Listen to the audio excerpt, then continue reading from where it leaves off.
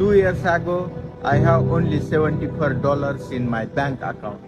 Hey there, welcome back to our channel. Today we are diving into the world of business opportunities right here in Zambia that you can start with less than 1,000. If you have been dreaming of becoming your own boss, well, this video is for you. Stick around because we have something big for you and fantastic. You can set up a stand for fruits and snacks and add drinks on top so that you can be attracting customers very fast, those who are looking for a quick bite. Consider selling chargers, cases, and screen protectors. These items are always in demand and can be sourced at affordable price.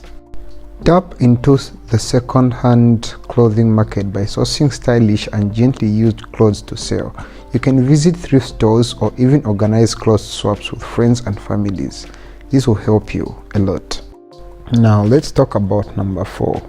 Homemade treats. If you have a knack for baking or cooking, why not turn it into business? Start by making delicious homemade snacks or baked goods and sell them to your community. Last but not least, number 5.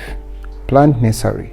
Embrace the green thumb in you. Grow and sell potted plants, herbs, or even small trees. With a bit of care and creativity, you can cultivate a thriving plant business.